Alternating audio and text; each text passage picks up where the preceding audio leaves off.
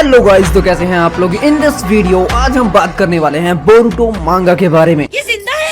और तुम्हें पता होगा कि मैं बहुत दिनों से वीडियो नहीं बना रहा हूँ। इसकी वजह सिर्फ एक ही है, गर्मी। क्योंकि मुझे गर्मी बहुत ज्यादा लगती है। जहाँ पे मैं अपना शूट ये सब करता हूँ वहाँ पर सबसे ज्यादा गर्मी होती है। दूसरा, मेरे पास एसी नहीं है भाई, हम लोगों ने गरीबी देखी है।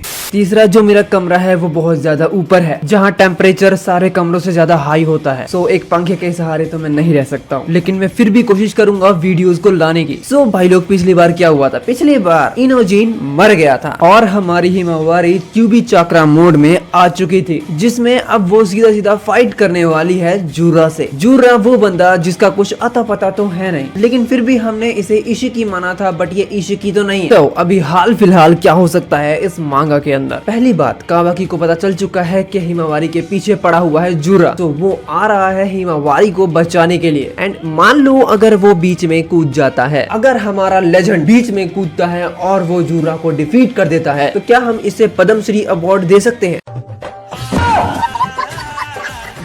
देखो, ऐसा होना अभी बिल्कुल भी पॉसिबल नहीं है, क्योंकि अगर जूरा से कावाकी लड़ता है तो भाई उसका हाल पिछली बार की तरह नहीं होगा। इस बात की क्या गारंटी है? क्योंकि कावाकी का जो लेवल है वो शायद हिमावारी से भी ज्यादा लो है। एंड मुझे अभी इस बंदे से कोई उम्मीद नहीं है जब तक इसका पावर लेवल अप ना हो जाए तब तक। सॉरी बहन जी, अम्मा बहन पे आ जाऊंगा मैं, इनकी अम्मा बहन पे आ जाऊंगा मैं।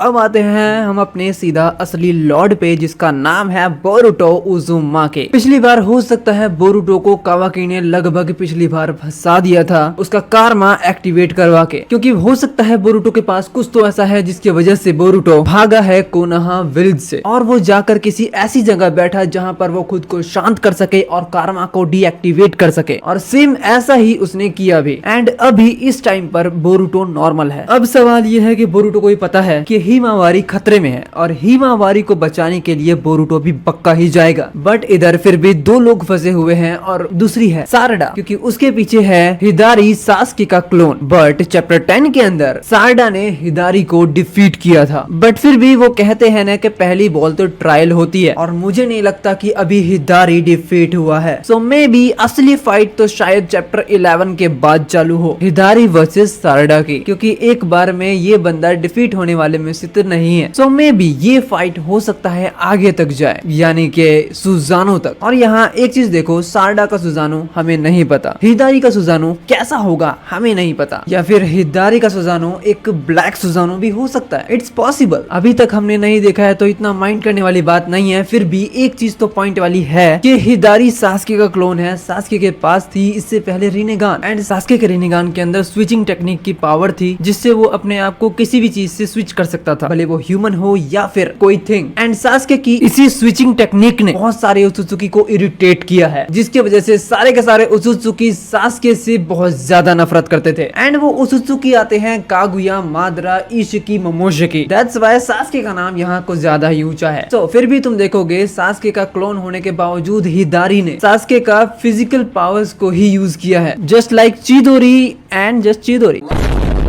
अभी तक ऐसा कुछ खास कुछ दिखा नहीं जो हमें इस बात पे पॉइंट आउट करे कि यस, इसने सास्के की सारी पावर्स को यूज किया है। यू नो, सास्के की स्पीड इसके पास बिल्कुल भी नहीं है। जो स्पीड सास्के की रिनेगान के टाइम पे थी वो स्पीड इसकी नहीं है भाई। और मैं इतना ज्यादा पॉइंट आउट इसलिए कर रहा हूँ कि इसके पास रिनेगान भी है, इस वजह से। या फिर इन लोगों का रियल पावर यूज ना करने का कोई और रीजन है। मैंने इस चीज को पॉइंट आउट किया, लेकिन क्या ये चीज सही है? जस्ट लाइक कि जिस टाइम पर टेन टेल्स इन शिंजो को क्रिएट कर रहा था, उस टाइम पर उसने इन सभी की बॉडी तो बना दी, जैसा कि उसने क्लॉक रिम्स को बनाते वक्त बनाया होगा, लेकिन खुद के यूज करने के लिए टेन टेल्स को मेन सोर्स नहीं मिला होगा, जिसकी वजह से उसने थोड़ा इंतजार किया। एंड यहाँ मेन सोर्स का मतलब है लाइव फॉर्म्स। जिन लोगों को क्लॉक रिम्स ने कैप्चर किया था, उन लोगों की हेल्प से, उनकी लाइव फॉर्म से, सिक्स पैथ ऑफ शिनजुत्सु की हेल्प से टेन टेल्स ने अपने 4 सोल्जर्स को क्रिएट किया, जैसा कि नागाटो ने किया था। नागाटो उन्होंने सिक्स पैथ ऑफ पेन को यूज किया और मरे हुए लोगों को जिंदा किया एंड अकात्सुकी का लीडर याइको को बनाया गया। उसी तरह से यहाँ पर भी चीजें अप्लाई हो रही है। यहाँ पर जूरा को छोड़ के बाकी तीनों ने रीनेगान का यूज तक नहीं किया है एंड मैंने जूरा को इसलिए छोड़ा क्योंकि लास्ट चैप्टर में उसने रीनेगान का यूज किया था और टेल बीस्ट बॉम्ब को बनाया था, इवन अटैक भी किया था। बाकी तीनों के पास रीनेगान होने के बावजूद भी वो उसका यूज नहीं कर पाए और मेरे ख्याल से बाकी तीनों के पास रीनेगान ये शो करता है कि इन तीनों के अलाइव फॉर्म्स हैं अभी भी। इवन ओबिटो ने भी सिक्स पैथ ऑफ पेन को यूज किया था बाकी सारे चिंजुरिकी को अलाइव रखने के लिए, लेकिन वहां पर वो लोग अपनी पावर्स को यूज कर लेते थे बट यहाँ क्यों नहीं, ये बहुत बड़ी प्रॉब्लम है। बाकी अभी हिदारी ने सिर्फ और सिर्फ फिजिकल पावर्स को यूज किया है जो कोई भी शिनोबी कर सकता है जिसके पास थंडर चक्र हो, क्योंकि चिदोरी तो ककाशी भी यूज कर सकता है बिना किसी शारिंगान के।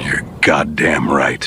जो अपनी ओन पावर है उचिहा वाली वो अभी तक हिदारी ने यूज नहीं किया है और ये बहुत ही अच्छा होगा कि आने वाले टाइम में अगर हिदारी सास्के की पावर्स को यूज करे तो सारडा की और भी ज्यादा अच्छी ट्रेनिंग हो जाएगी। ये तो रही बात सारडा एंड हिदारी की। अब हम दोबारा आते हैं अपने प्लॉट पे। अगर यहाँ पर हिदारी ने अपनी पावर्स को यूज किया और सारडा एंड हिदारी का ये युद्ध बहुत ज्यादा खतरनाक हुआ तो सारडा को कौन बचाएगा, बट ये तो बाद की बात है। बट मेन प्रॉब्लम यहाँ पर है हिमावारी बहुत बड़े खतरे में है जिसमें बोरुटो का तो आना पक्का है, लेकिन इस बार हो सकता है हिमावारी के लिए दो जानी दुश्मन मिलके लड़े जूरा से, क्योंकि यहाँ जूरा ने बहुत ज्यादा डैमेज दिया है हिमावारी को नहीं दिया लेकिन फिर भी इनोजिन को तो मार दिया। लेकिन मैं चाहूंगा कि यहाँ पर ये बंदा एक शेडो क्लोन हो, ये असली वाला इनोजिन ना हो। लेकिन फिर भी अगर हम हिमावारी की बात करें तो मैं ये मान के चल रहा हूँ कि उसकी पावर्स डायमंड जितनी हो जब वो उसकी अपनी पावर्स को पूरी यूज करे तो, क्योंकि इस चीज का कंपैरिजन बहुत पहले हो चुका है जब डायमंड ने हिमावारी को नोटिस किया था उसकी पावर्स के बेस पे, और डायमंड ने ये भी कहा था कि तुम तो इस पंच को आसानी से रोक सकती हो, तुम्हारे लिए बहुत छोटी मोटी बात है बट तुमने रोका क्यों नहीं। मतलब डायमंड उस टाइम पर हिमावारी को अपने लेवल का मान रहा था एंड हिमावारी जूरा को बहुत बढ़िया टक्कर देगी, ये तो पॉसिबल है। और अगर मैं लॉजिकल बात करूँ तो लॉजिकल बात तो यही है कि जूरा को डिफीट करना यहाँ पॉसिबल लग रहा है अगर जूरा टिकेगा तो, लेकिन जूरा के पास अभी भी दो पत्ते खेलने के लिए हैं जिसके अंदर है मोएगी का क्लोन एंड बग का क्लोन, जिसे जूरा बहुत ही आसानी से बुला सकता है क्लॉ मार्क्स की हेल्प से अगर बीच में बोरुटो एंड कावाकी आए तो।